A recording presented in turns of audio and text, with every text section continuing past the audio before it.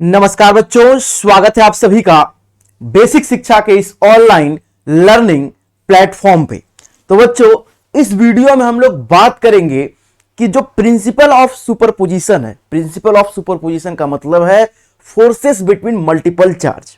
ये क्या होता है, इसके ऊपर किस टाइप के क्वेश्चन जो है आपके चाहे बोर्ड एग्जाम हो, चाहे आपके सीयूईटी एग्जाम हो, चाहे आपका नीट का एग्जाम हो, इन एग्जाम्स में इस टॉपिक के ऊपर किस टाइप के क्वेश्चंस पूछे जाते हैं, कैसे क्वेश्चंस यहां पे बनने की पॉसिबिलिटीज है, और उन क्वेश्चंस को सॉल्व करने का एग्जैक्ट अप्रोच क्या होना चाहिए, उसके बारे में जो है यहां पे हम लोग बातें करने वाले हैं बच्चे। ठीक है, तो चलिए सबसे पहले हम लोग बात करते हैं कि ये प्रिंसिपल ऑफ सुपरपोजिशन क्या है। ठीक है, देखिए प्रिंसिपल ऑफ सुपरपोजिशन या सुपरपोजिशन प्रिंसिपल का मतलब है forces between multiple charge. Forces between multiple charge, इसका मतलब क्या है, जैसे अगर मैं बात करूं, ठीक है, कि अगर मान के चलिए यहां पे एक चार्ज क्या है Q1 है। ठीक है, यहां पे क्या है, चार्ज Q1 है।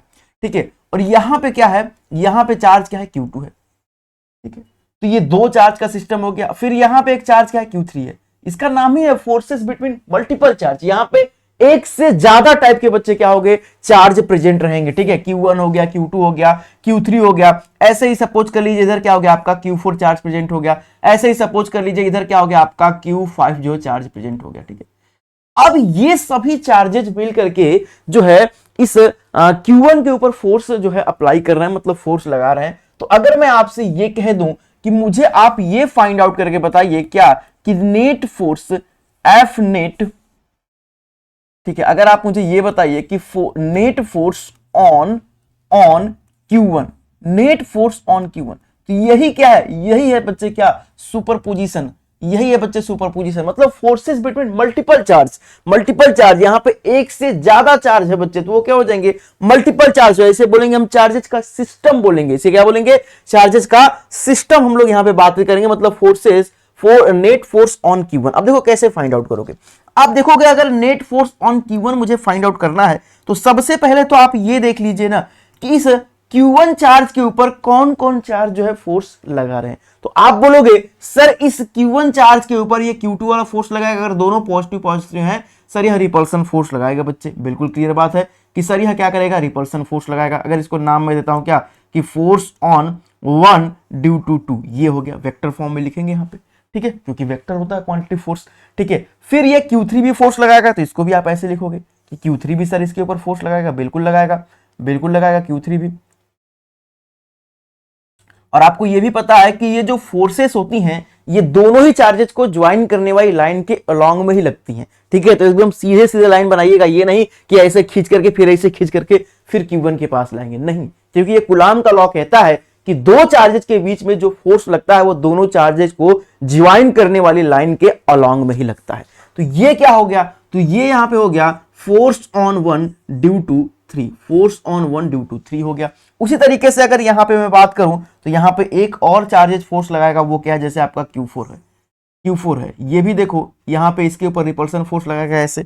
ठीक है, इसको हम लोग Q4 नाम दे देंगे। तो इसको क्या नाम देंगे, फोर्स ऑन 1 ड्यू टू 4, ये हो गया। ठीक है, फिर ये वाला भी इसके ऊपर फोर्स लगाएगा, बिल्कुल लगाएगा, Q5 वाला भी। ठीक है, इसको हम लोग ऐसे नाम दे देंगे। ठीक है, रिपल्सन फोर्स लगाएगा, तो force on 1 due to charge 5। ठीक है, अब ये सभी जो है, ये सभी चार्जेस, ठीक है, चाहे Q1 हो, चाहे Q2 हो, चाहे Q3 हो, ठीक है, चाहे Q4 हो, Q5 हो, ठीक है, ये सभी चार्जेस मिल करके किसके ऊपर फोर्स लगा रहे हैं बच्चे, तो Q1 के ऊपर फोर्स लगा रहे हैं। तो मतलब अगर सर मुझे नेट फोर्स यहां पे फाइंड आउट करना हो कि नेट फोर्स ऑन Q1, तो नेट फोर्स ऑन Q1 के लिए मैं क्या फाइंड आउट कर दूंगा, सर मैं F1, F12 force on 1 due to 2, F13, F14 और F15, इन सभी को मैं क्या कर दूंगा बच्चे, तो मैं इन सभी को यहां पे ऐड कर दूंगा। मैं इन सभी को क्या कर दूंगा बच्चे, तो मैं इन सभी को ऐड कर दूंगा। लेकिन कैसे आप ऐड करोगे, जितने भी चार्जेस रहेंगे आप इन चार्जेस को आप ऐड करते जाओगे बच्चे। ठीक है, जितने भी चार्जेस आपको कल को यहां पे मिलेंगे उतने चार्जेस को आप यहां पे ऐड करते जाओगे। लेकिन ऐड करते समय आप किसका ध्यान रखोगे, तो ऐड करते समय जो है आप वेक्टर लॉ ऑफ एडिशन का ध्यान रखोगे। ठीक है, किसका ध्यान रखोगे, वेक्टर लॉ ऑफ एडिशन का। ठीक है, इन फोर्सेस को हम लोग कैसे, इन फोर्सेस को हमको ऐड करना है, लेकिन सिंपली ऐड नहीं करना होता है, हमको ध्यान रखना होता है किसका, वेक्टर लॉ ऑफ एडिशन का, क्योंकि फोर्स एक वेक्टर क्वांटिटी है। हम इसको सिंपल अलजेब्रा की तरह ऐड नहीं कर सकते हैं। जब हम इसको ऐड करेंगे तो हम जो है vector law of addition rule को फॉलो करते हुए ही इन फोर्सेस को जो है यहां पे हम लोग क्या करने वाले हैं बच्चे, ऐड करने वाले हैं। ठीक है, तो मल्टीपल चार्जेस के बीच में फोर्स निकालने का यही तरीका। आप देख लीजिए कि उस चार्ज के ऊपर कौन कौन से चार्ज जो है फोर्स लगा रहे हैं, उन फोर्सेस को रख लीजिए और फिर सभी फोर्सेस को सम कर दीजिए। और ऐड करते समय आपको ध्यान रखना है कि मुझे वेक्टर लॉ ऑफ एडिशन के थ्रू ही इसको जोड़ना है। ठीक है, तो ये बातें हो गई। चलिए, जैसे अब मैं देखो सबसे पहला मैं आपको एक क्वेश्चन बताता हूं बच्चे। ठीक है, अब यहां पे क्वेश्चन है कि देख लीजिए, देखो ये ऐसे ही डायग्राम बना के बच्चे क्वेश्चंस आपके चाहे सीयूटी एग्जाम हो चाहे आपका बोर्ड एग्जाम उसमें पूछा जाता है बच्चे। ये आपके previous year CBSE board exam में पूछा हुआ है, उसी क्वेश्चन को मैं यहां पे आपके सामने लेकर के आया हूं। बोला है कि नेट फोर्स ऑन Q1, और ऐसा क्वेश्चन आपके एनसीईआरटी की बुक में भी दिया हुआ है। ठीक है, अब देखिए यहां पे मल्टीपल चार्ज है, एक चार्ज, दो चार्ज, तीन चार्ज। तीन चार्जेज है मतलब तीन चार्जेज का सिस्टम इसको बोल सकते हो। ठीक है, तो तीन चार्जेज का यहाँ पे सिस्टम है। देखो क्या बोला है, बोला है कि नेट फोर्स ऑन Q1। अब देख लो sir, net force on Q1 अगर बोला है तो इस Q1 चार्ज के ऊपर कौन कौन फोर्स लगा रहे हैं, तो इस Q1 चार्ज के ऊपर Q2 भी फोर्स लगाएगा, बिल्कुल लगाएगा। इस Q1 चार्ज के ऊपर सर ये Q3 वाला भी फोर्स लगाएगा, सर बिल्कुल ये भी यहां पे फोर्स लगाएगा। ठीक है, लगाएगा। चलिए, अब लगाएगा तो कैसे लगाएगा उसकी बातें करते हैं। सबसे पहले तो सर हमको ये बात पता चल गई क्या, कि अगर ये Q1 वाला Q2 के ऊपर फोर्स लगाएगा तो ये पॉजिटिव चार्ज है सर, ये निगेटिव चार्ज है। तो अब यहां पे कैसा फोर्स लगेगा सर, यहां पे बाहर की तरफ तो फोर्स लगेगा नहीं, रिपल्सन फोर्स तो लगेगा नहीं सर, यहां पे अंदर की तरफ फोर्स लगेगा, क्योंकि यहां पे फोर्स ऑफ अट्रैक्शन है, यहां पे एक पॉजिटिव चार्ज है, यहां पे एक नेगेटिव चार्ज है, तो ये अट्रैक्शन फोर्स लगाएगा यहां पे अंदर की तरफ। बात समझ में आ रही है सर, ये तो अट्रैक्शन फोर्स लगाएगा। इसको क्या नाम देंगे, इसको नाम देंगे हम क्या, इसको नाम देंगे हम यहां पे F12, मतलब force on one due to two, F12 ये नाम हो गया। क्या हो गया बच्चे, यहां पे ये F12 यहां पे ये नाम हो गया है। क्या हो गया, F12 यहां पे ये नाम हो गया। ठीक, चलिए सर एकदम सही है। फिर सर ये Q3 वाला देखो, ये पॉजिटिव चार्ज है, ये भी पॉजिटिव चार्ज है, तो ये इसके ऊपर कैसा फोर्स लगाएगा सर, ये इसके ऊपर जो है आपका बाहर की तरफ फोर्स लगाएगा, मतलब ये है रिपल्सिव फोर्स लगाएगा। रिपल्सिव फोर्स लगाएगा तो रिपल्सिव फोर्स लगाएगा तो ऐसे आप बना सकते हो, कैसा फोर्स लगाएगा सर, ये यहां से रिपल्सिव फोर्स लगाएगा। एक मिनट, इसको थोड़ा सा ऊपर लिख देता हूं।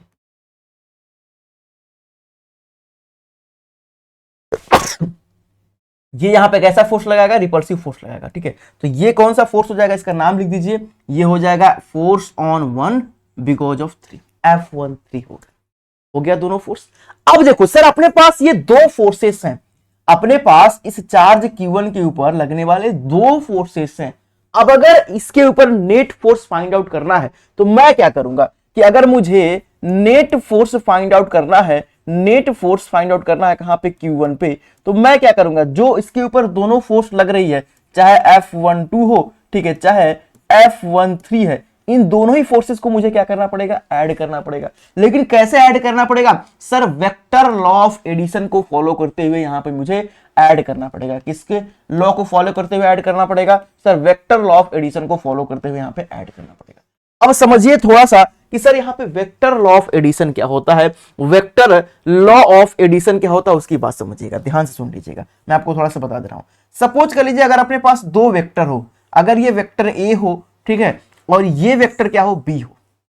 अपने पास अगर दो वेक्टर हो, वेक्टर ए और वेक्टर बी, ठीक है, दोनों के बीच में अगर एंगल की बात करो, दोनों के बीच में एंगल कितना, अगर आपका थीटा है, ठीक है, दोनों के बीच में अगर अपना एंगल बच्चे थीटा है, दोनों वेक्टर के बीच का एंगल कितना है, थीटा है, तो कहता है वेक्टर लॉ ऑफ एडिशन कि इनका जो रिजल्टेंट होगा इनके बीच से होकर जाएगा। इनका जो रिजल्टेंट होगा मतलब इन दोनों वेक्टर को ऐड करने के बाद, इन दोनों वेक्टर को ऐड करने के बाद जो इस वेक्टर का रिजल्टेंट होगा वो इसके बीच से होकर जाएगा, इसके बीच से होकर के जाएगा भाई, इसका जो रिजल्टेंट वेक्टर होगा इसके बीच से होकर जाएगा।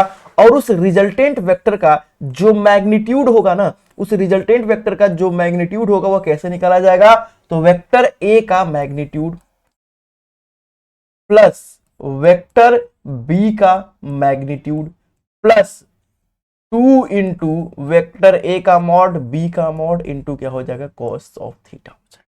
ठीक है, वेक्टर ए का square plus B square plus 2ab cos theta, theta sir क्या है, एंगल बिटवीन टू वेक्टर्स, दोनों वेक्टर के बीच का क्या है, एंगल है। तो इस तरीके से जो है आप जो है रिजल्टेंट वेक्टर का मैग्नीट्यूड फाइंड आउट करोगे। तो अपने पास सर दो वेक्टर है, एक वेक्टर बच्चे क्या हो गया, यहाँ पे आप बना सकते हो F13 हो गया सर, एक वेक्टर अपने पास क्या हो गया, F12 हो गया। अब इन दोनों वेक्टर को क्या करना है, इन दोनों वेक्टर को सर मुझे ऐड करना है, इन दोनों वेक्टर को ऐड करना है। तो मैंने आपको बोला था कि अगर अपने पास दो वेक्टर हो, ऐड करना होगा, तो सर इनका रिजल्टेंट कहां से होके जाएगा, सर इनका रिजल्टेंट जो होगा इनके बीच से होके जाएगा, इनका रिजल्टेंट सर इनके बीच से होके जाएगा, एकदम क्लियर अभी मैंने आपको बताया। तो इसका रिजल्टेंट सर क्या होगा, इसके बीच से होके जाएगा, मतलब एफ नेट सर क्या होगा, इसके बीच से होके जाएगा। तो अगर सर मुझे यहाँ पे एफ नेट फाइंड आउट करना है, अगर सर मुझे यहाँ पे एफ नेट फाइंड आउट करना है, एफ नेट का मैग्नीट्यूड यहाँ पे फाइंड आउट करना है, तो मैं क्या लगाऊंगा, मेरे पास फार्मूला बच्चे है, मैं लगाऊंगा सर क्या, F13 का स्क्वायर प्लस F12 का square plus 2 into F12 into F13 into cos of theta. Theta sir क्या हो जाएगा, angle between both vector. Theta क्या हो जाएगा, तो थीटा हो जाएगा सर इस वेक्टर ए और वेक्टर बी के, मतलब F12 और F13 के बीच का एंगल, ये जो ब्लैक वाला दिख रहा है, यही एंगल मुझे फाइंड आउट करना है क्योंकि मुझे दोनों वेक्टर के बीच का एंगल चाहिए। कैसे निकालेंगे, देखो सर होता क्या है कि अगर ये इक्विलैटरल ट्रायंगल, क्योंकि ये भी साइड 1 सेंटीमीटर, ये भी एक है, ये भी एक है, तो ये सर क्या है, अपने पास इक्विलैटरल ट्रायंगल है, ठीक है, इक्विलैटरल ट्रायंगल है। तो ये वाला एंगल कितना होता है सर, ये वाला एंगल 60 डिग्री होता है। अगर ये वाला एंगल 60 डिग्री होता है और एक लाइन के लॉन्ग में पूरा एंगल कितना होता है सर, 180 डिग्री, 180 डिग्री पूरा एंगल होता है, जिसमें से अगर ये इतना 60 डिग्री हो गया है तो ये कितना होगा सर, 120 डिग्री। कितना होगा, ये अगर 60 डिग्री है तो ये कितना होगा सर, ये पूरा एंगल होगा कितना आपका, 120 डिग्री, ठीक है। तो कितना एंगल हो जाएगा, तो हो जाएगा आपका 120 डिग्री, क्या हो जाएगा यहाँ पे, एंगल हो जाएगा, मतलब दोनों ही फोर्स के बीच का जो एंगल हो जाएगा वो हो जाएगा आपका 120 डिग्री। ये बात क्लियर हो गई, एकदम क्लियर हो गई, ठीक है। चलिए अब यहां पे हम लोग आगे की तरफ चलते हैं, ठीक है, और आगे की तरफ बच्चे यहां पे हम लोग बात आपसे करते हैं। अब बात आ गई कि सर यहां पे F13 को कैसे निकाले, F12 को कैसे फाइंड आउट करें, अब इसकी बात करते हैं। देखो थोड़ा सा मैं आपको बता देता हूं, अगर मैं आप यहां से F12 की बात करोगे, कैसे निकालोगे सर, क्या करोगे आप, 9 इंटू 10 के पावर में 9 के Q1 Q2 Q1 Q2 Q1 Q2 को ले लो बच्चे, तो Q1 Q2 का यहाँ पे मैग्नीट्यूड लेते हैं, 1 इंटू 2 हो गया, और माइक्रोकुलाम है, इसको आप उसमें बदलोगे, ठीक है। तो यहाँ पे कितना हो जाएगा, 10 के पावर -6 इंटू 2 इंटू 10 के पावर में -6 Q1 Q2 अपॉन में कितना, आर स्क्वायर यानी कि 1 इंटू 10 के पावर में -2 का होल स्क्वायर हो जाएगा, ठीक है। चाहे अगर आप यहां से F13 की बात कर लो तो कितना आ जाएगा, के Q1 Q2 9 रूट 10 के पावर में 9, ठीक है, Q1 Q2 यानी कि 3 इंटू 10 के पावर में -6, माइक्रोकुलाम को कुलाम में कन्वर्ट किए हैं तो, ठीक है, और 1 इंटू 10 के पावर में क्या, -6, यही यहाँ पे है, ठीक है, और अपॉन में कितना हो जाएगा, डिस्टेंस तो वही है, 1 इंटू 10 के पावर में -2 का होल स्क्वायर। यहाँ पे ये हो गए बच्चे Q1 और F12 और F13 की ये वैल्यू हो गई। अब उसको आप यहाँ पे पुट करोगे बच्चे, और यहाँ पे आप सॉल्व करोगे, ठीक है। जैसे अगर मैं F12 को लिखना चाहूं तो क्या है, F13 को लिखना चाहूं तो क्या है, ठीक है अपने पास सर कितना, 9 इंटू में 10 के पावर में 9, ठीक है, वहीं से लिख सकते हो F13 को, ठीक है, 3 इंटू 10 के पावर में -6, ठीक है, 2 इंटू 1 है ना, 1 इंटू 10 के पावर में -6, माइक्रोकुलाम को कुलाम में कन्वर्ट करने के लिए, ठीक है, के Q1 Q2 अपॉन में आर स्क्वायर, ठीक है। तो यहाँ पे F13 की, तो ये दोनों चार्ज के बीच का डिस्टेंस कितना, 1 सेंटीमीटर है, तो सेंटीमीटर को मीटर में बदलने के लिए वो 10 के पावर में -2 से मल्टीप्लाई करोगे अपॉन में आर स्क्वायर प्लस, ठीक है, यहाँ भी क्या करोगे आप, के Q1 Q2, तो के की वैल्यू 9 इंटू 10 के 9 गुणे 10 घात 9 Q1 Q2, ठीक है, Q1 Q2 बच्चे यानी कि 1 इंटू 10 के पावर में -6, ठीक है, उसके बाद 2 इंटू 10 के पावर में -6, ठीक है, अपॉन में कितना हो जाएगा, अपॉन में आर स्क्वायर यानी कि 1 गुणे 10 के पावर में -2 का होल स्क्वायर प्लस कितना हो जाएगा, ठीक है, प्लस देखो, प्लस इसके बाद क्या करना है आपको, प्लस इसके बाद आपको करना है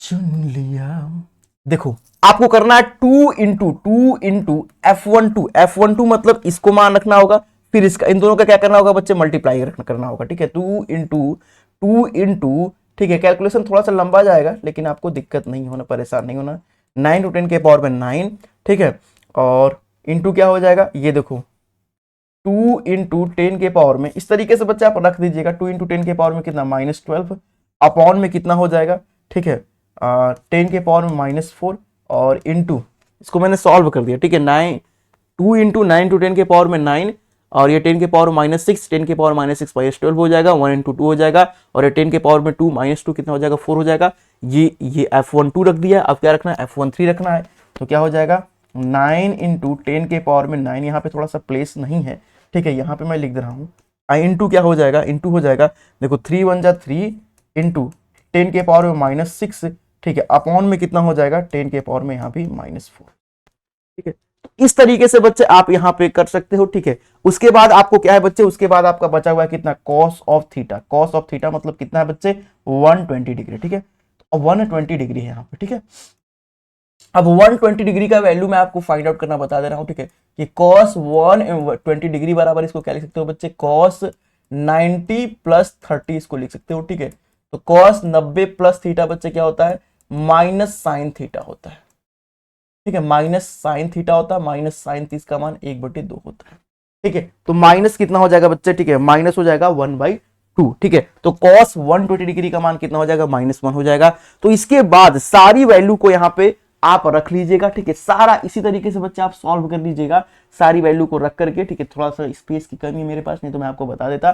कॉस 120 डिग्री की वैल्यू आप -1/2 यहाँ पे रख लीजिएगा, 2 से 2 यहाँ पे कैंसिल हो जाएगा, ये पूरा टर्म नेगेटिव हो जाएगा, फिर कुछ चीजें यहाँ पे कटेगी, ठीक है, कुछ चीजें यहाँ पे कटेगी बच्चे, फिर उसके बाद फाइनली आपका जो है यहाँ पे आंसर आएगा, और जो भी आंसर यहाँ पे आएगा बच्चे, वो आंसर आपको क्या करना है, वो आंसर आपको कमेंट करना है, ठीक है। अगर आप कहेंगे तो मैं इस चीज को सॉल्यूशन भी कर दूंगा, लेकिन मैंने पूरा जो कॉन्सेप्ट मुझे आपको बताना था, वो सारा का सारा कॉन्सेप्ट मैंने आपसे यहाँ पे डिस्कस कर लिया है, ठीक है। लेकिन आप कहेंगे तो मैं इसका आंसर भी आपको अगली क्लास में जब भी मिलेंगे तो बता भी दूंगा। लेकिन अगर आप खुद से इसके बाद सॉल्व करेंगे बच्चे, तो बेहतर तरीके से इसके बाद सॉल्व कर सकते हैं, कुछ भी करना नहीं है। अगर मैं थोड़ा सा करूं, चलो मैं थोड़ा सा कर देता हूं, क्योंकि कुछ बच्चे सोच रहे होंगे कि सर इतना झमेला आप दिखा दिए, कुछ तो सॉल्व कर दीजिए। तो चलिए बच्चे, मैं थोड़ा सा आपको सॉल्व करके ही दिखा देता हूं। देखो यहां पे अगर इसको आप सॉल्व करोगे तो कितना हो जाएगा, देखो 9 तिली के कितना हो जाएगा, 27, 9 तिली के 27 हो जाएगा। अच्छा, F12 और इसका स्क्वायर भी तो लेना है, इसका क्या करना है भाई, इसका स्क्वायर भी तो लेना है, स्क्वायर तो मैं भूल ही गया था, ठीक है। अब इसका स्क्वायर भी लेना है बच्चे, ठीक है। तो पहले क्या करिएगा, देखा पहले अंदर अंदर सॉल्व करिएगा, 9 तिली 27, देखिए ऐसे करिएगा, 9 तिली 27 आई इंटू कितना, देखो 10 घाते माइनस से -12 और ये 10 घाते +9, ठीक है, अपॉन में देखो ये 10 घाते कितना है, -4 है। अब इसका रहने दीजिए क्या, होल स्क्वायर, ठीक है। पहले मैं इसको सॉल्व करके आपको बता रहा हूं कैसे सब सॉल्व होगा। 27 गुना 10 घाते ये कितना हो जाएगा, -3, ऊपर जाएगा तो ये +4 हो जाएगा और इसका स्क्वायर हो जाएगा, ठीक है। तो यहाँ पे देखो ये -3 और +4 +1 बचेगा, इसके साथ हो जाएगा तो 270 का स्क्वायर। देखो पहला को हमने सॉल्व कर दिया सर, 270 का स्क्वायर आया है। दूसरे को अगर आप सॉल्व करोगे, ठीक है, तो क्या हो जाएगा, देखो 9 इंटू 1 इंटू 2 मतलब 18 हो जाएगा, इंटू 10 के पावर में ये देखो 9 -6 -12 हो जाएगा, ये -10 घाते -4 ऊपर जाएगा तो क्या हो जाएगा, +4 हो जाएगा, इसका स्क्वायर, ठीक है।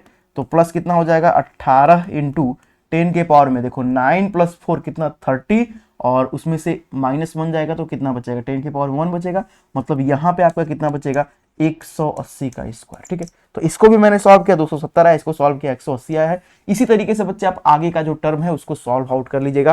कॉस 120 डिग्री की वैल्यू जो है, इसके बाद नेक्स्ट स्टेप में आपको कितना रखना बच्चे, आपको नेक्स्ट स्टेप में कॉस 120 डिग्री की वैल्यू -1/2 रख करके 2 से 2 कैंसिल आउट करके फिर माइनस यहाँ पे हो जाएगा ओवरऑल, फिर उसके बाद सॉल्व कर लीजिएगा। जैसे इसको मैंने दोनों को सॉल्व कर दिया, इसको भी मैं आपको सॉल्व करना बता दे रहा हूँ, नेक्स्ट वाला तीसरा। तो 2 इंटू देखो 9 2 इंटू, ठीक है, 9 गुणे 9, ठीक है, 2 इंटू 10 के पावर में -12, 9 इंटू 10 के पावर में 9, ठीक है, इंटू 3 इंटू 10 के पावर में -12, ठीक है, अपॉन में 10 के पावर में नीचे का -12 और -8 हो जाएगा, cos 120 डिग्री की वैल्यू कितना है, -½ रख दोगे। ये देखो 2 से 2 यहाँ पे कैंसिल आउट होगा और ये जो +2 है आगे कितना हो जाएगा, यहाँ पे -2 हो जाएगा। अब उसके बाद यहाँ पे अब इसको ऊपर ले जाकर के आप यहाँ पे सॉल्व कर लीजिएगा और सॉल्व करके बच्चे जो है इसका आंसर आप बताइएगा कि इसका आंसर कितना आया है। इसका आंसर सब लोग क्या करेंगे, कमेंट बॉक्स में बच्चे कमेंट यहाँ पे कर देंगे, ठीक है। तो ये बेहतरीन सा एक क्वेश्चन था, ठीक है। ऐसे ही क्वेश्चन आपके जो है पूछे जाते हैं बच्चे, ठीक है। बाकी अब एक क्वेश्चन और था, उस क्वेश्चन को भी मैं आपको दिखा दे रहा हूं, जो कि आपके प्रिंसिपल ऑफ सुपरपोजिशन के ऊपर का ही क्वेश्चन है, ठीक है। ये क्वेश्चन, इस क्वेश्चन को जिसको स्क्रीनशॉट लेना है तो एक बार ले लेगा, ठीक है। ऐसे ही आपका बनेगा बच्चे, यही अप्रोच है और ऐसे ही अप्रोच से आप क्वेश्चन को सॉल्व करोगे, ठीक है। आप बोलोगे सर इतना लंबा क्वेश्चन पूछा जाता है एग्जाम में, बिल्कुल पूछा जाता है बच्चे, ठीक है। ये बोर्ड में जब भी क्वेश्चन आएगा तो लगभग आपका, ठीक है, 4 नंबर का क्वेश्चन ही आता है बच्चे, ठीक है। और सीयूईटी एग्जाम में तो जानते ही हैं बच्चे, ठीक है, कि 5 नंबर का रहता है, ठीक है, एक क्वेश्चन। तो उसके अकॉर्डिंग आपको जो है अच्छे तरीके से यहाँ पे चीजों को करनी है। कैलकुलेशन अगर जितना अच्छा आप रखेंगे उतने ही जल्दी आप क्वेश्चन को यहाँ पे बना पाओगे, ठीक है। चलिए अब बात करते हैं क्वेश्चन नंबर 3 की, कि sir net force on B, हमको क्या बताना है बच्चे, नेट फोर्स ऑन बी बताना है। तो सबसे पहले तो आप देख लीजिए कि इस बी के ऊपर कौन कौन चार्ज जो है फोर्स लगा रहा है, ठीक है, इस बी के ऊपर। तो आप बोलोगे सर इस बी के ऊपर ये ए वाला भी फोर्स लगाएगा, ये डी वाला भी फोर्स लगाएगा, ये सी वाला भी फोर्स लगाएगा, ठीक है। तो हमको अगर सर ए वाला फोर्स लगाएगा तो देखो ये पॉजिटिव चार्ज है, ये पॉजिटिव चार्ज है, किधर की तरफ फोर्स लगाएगा। आप बोलोगे सर रिपल्सन फोर्स लगाएगा, इसको हम नाम दे देंगे क्या, फोर्स ऑन बी और ड्यू टू ए, ये हो गया। फिर इस ए के ऊपर और कौन फोर्स लगाएगा, तो आप बोलोगे सर इस ए के ऊपर कौन फोर्स लगाएगा, सर सी लगाएगा, इसको नाम क्या दे देंगे, force on C because of, force on B because of C, हो जाएगा, ये एफ बी सी हो गया। फिर सर इस बी के ऊपर कौन फोर्स लगाएगा, ए भी लगा दिया, सी भी लगा दिया, डी लगाएगा। अब देखो डी कैसे लगाएगा, मैंने आपको बोला था कि जो भी फोर्स लगता है दोनों चार्जेस को ज्वाइन करने वाली लाइन के अलोंग में ही लगता है, ठीक है। तो इसी तरीके से बच्चा आपका फोर्स यहां पे लगने वाला है, ये क्या हो जाएगा, force on B due to C, ठीक है। अब अगर मुझे इस बी के ऊपर नेट फोर्स बताना है, अब अगर मुझे इस बी के ऊपर क्या करना है, अब अगर मुझे इस बी के ऊपर नेट फोर्स बताना है तो आप क्या बताओगे, ठीक है, कि force, net force on B. तो आप बोलोगे सर सभी फोर्सेस को यहां पे सम करना पड़ता है, मतलब कि अपने पास जो एफ बी ए है प्लस अपने पास जो एफ बी सी है प्लस अपने पास जो एफ बी डी है, इन तीनों ही फोर्सेस को यहां पे क्या करना है, तो इन तीनों ही फोर्सेस को यहां पे क्या करना है बच्चे, आपको सम करना है, ठीक है। तीनों ही फोर्सेस को यहां पे क्या करना है, तीनों ही फोर्सेस को यहां पे आपको ऐड करना है। अब देख लीजिए ध्यान से कि अगर मैं बात करूं कि अपने पास ये जो दो फोर्सेस है एफ बी ए और एफ बी सी, ठीक है, अगर मैं इन दोनों को जोड़ूंगा, पहले मैं इन दोनों फोर्सेस को जोड़ता हूं एफ बी ए और एफ बी सी। तो अगर मैं इन दोनों फोर्सेस को जोड़ूंगा बच्चे, ठीक है, इन दोनों फोर्सेस को, जैसे मैं अगर पहले ऐसे जोड़ रहा हूं, देखो ध्यान सुनिएगा कैसे मैं इसमें कर रहा हूं, इंपॉर्टेंट है कि force on B due to A, ये हो गया। उसके बाद यहां पे है क्या, force on B due to C. पहले देखो अपने पास ये दो वेक्टर है, पहले तो इनको जोड़ लेते हैं। तो अब देखो अपने पास दो वेक्टर है, इनका रिजल्टेंट क्या होगा, इनके बीच से होके जाएगा, मतलब इन दोनों फोर्स का जो रिजल्टेंट होगा, इन दोनों फोर्स का जो रिजल्टेंट होगा वह इसके बीच से होके जाएगा। मतलब एफ में मान देता हूं कि इन दोनों फोर्सेस का रिजल्टेंट, तो इन दोनों फोर्सेस का रिजल्टेंट क्या होगा सर, इनके बीच से होके जाएगा, मतलब ये है एफ नेट। में कर लेता हूं इन दो फोर्सेस का रिजल्ट, केवल इन दो फोर्सेस के रिजल्ट की मैं बात कर रहा हूं, ठीक है, एफ नेट इन दोनों के बीच से होके यहां पे जाएगा, इन दो फोर्सेस का केवल रिजल्ट। अच्छा, इन दोनों फोर्सेस के बीच का एंगल कितना है, तो आप बोलोगे सर 90 डिग्री है। तो इन दोनों फोर्सेस को अगर मैं फाइंड आउट यहां पे करना चाहूं तो कितना आएगा, ठीक है। तो चाहे आप एफ बी ए को फाइंड आउट कर लीजिए, ठीक है, चाहे आप एफ बी सी को फाइंड आउट कर लीजिए, वो कितना आएगा, वो आएगा सर कितना, के क्यू वन क्यू टू, यानी कि के क्यू वन क्यू टू, और अपॉन में देखो चार्जेस के बीच का डिस्टेंस कितना है, ए स्क्वायर। तो आपका आएगा कितना सर, वो आपका आएगा के क्यू स्क्वायर अपॉन में ए स्क्वायर, इतना ही आएगा।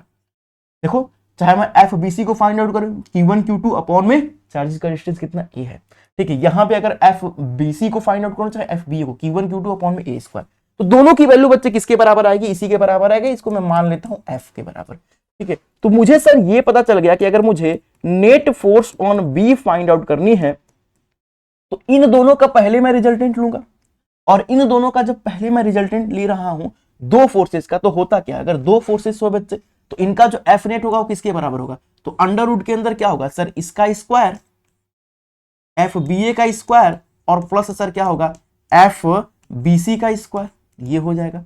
प्लस क्या होता है सर, प्लस होता है 2FBA 2FBC into cos theta. Theta sir क्या है, इन दोनों ही फोर्सेस के बीच का एंगल, दोनों फोर्सेस के बीच का एंगल कितना है 90 डिग्री है। अगर दोनों फोर्सेस के बीच का एंगल 90 डिग्री हो जाएगा तो ये cos 90 होकर के बच्चे ये पूरा टर्म क्या हो जाएगा जीरो। मतलब दो वेक्टर अगर एक दूसरे से 90 डिग्री पे हो तो उनका रिजल्टेंट केवल अंडर रूट के अंदर ए स्क्वायर प्लस बी स्क्वायर होता है। यहां भी देखो दो फोर्सेस, यहां भी देखो बच्चे दो फोर्सेस एक दूसरे से 90 डिग्री पे है तो इनका रिजल्टेंट केवल A square plus B square होगा, मतलब F B A square plus F B C ही स्क्वायर होगा। ठीक है, तो F B A square plus F B C square मतलब दोनों की वैल्यू आप एफ के बराबर माने, F square plus F square.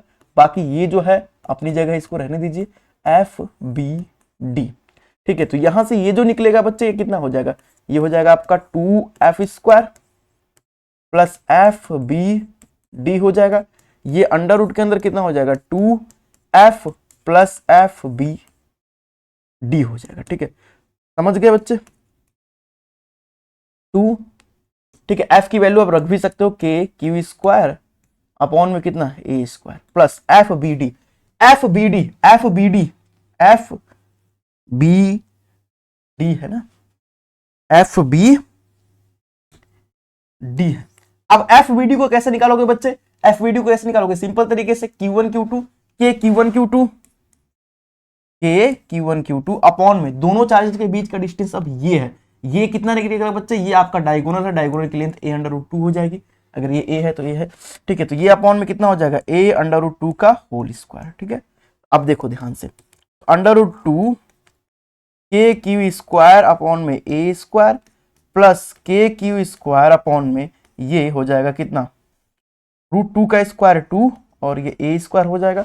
ठीक है, अब यहां से देखो कॉमन कुछ आपको दिख रहा है, क्या क्या कॉमन दिख रहा है बच्चे, अगर मैं कॉमन कर दूं किसको के क्यू स्क्वायर अपॉन में ए स्क्वायर को अगर मैं कॉमन कर दूंगा तो यहाँ पे क्या बचेगा सर, यहाँ बचेगा रूट 2 और प्लस यहाँ बचेगा क्या 1 अपॉन में 2 और यही क्या हो जाएगा आपका न्यूटन, ये आंसर हो जाएगा। ठीक है, ये हो जाएगा net force on charge B हो जाएगा। ठीक है, नेट फोर्स ऑन क्या हो जाएगा चार्ज बी, यहाँ पे ये आपका क्या हो जाएगा आंसर हो जाएगा। तो ये भी प्रिंसिपल ऑफ सुपरपोजिशन का बच्चे एक बेहतरीन क्वेश्चन था। ठीक है, इस तरीके से जो है यहाँ पे इस वीडियो में मैंने आपको प्रिंसिपल ऑफ सुपरपोजिशन बता दिया है। बाकी एक क्वेश्चन ये, इसका आंसर जो है आपको होमवर्क में कमेंट करके बताना है। इसके बाद इसका आंसर आपको क्या करना है बच्चे, सब लोग जो है कमेंट बॉक्स में कमेंट करके जरूर बताएंगे कि इसका आंसर क्या होगा। ठीक है, बाकी एक और भी प्यारा सा क्वेश्चन है जो कि मैं आपके लिए होमवर्क में दे रहा हूं। इस क्वेश्चन का अगर आप स्क्रीनशॉट लेना चाहते हैं तो स्क्रीनशॉट लेकर के इस क्वेश्चन को भी आप रख सकते हो। इस क्वेश्चन का भी आंसर आपको होमवर्क में क्या करना है बच्चे, बताना है। बाकी इस वीडियो में इतना ही, फिर मिलते हैं बच्चे अगली वीडियो में। अगर आपको वीडियो पसंद आई हो तो इसे लाइक कर दीजिए बच्चे। ठीक है, चैनल को सब्सक्राइब कर लीजिएगा और अगर आपको पसंद आए तो अपने दोस्तों और मित्रों में जरूर शेयर कर दीजिएगा। ठीक है, अपना ध्यान रखिए, अच्छे से पढ़ाई करते रहिए। Bye bye, take care, thank you so much.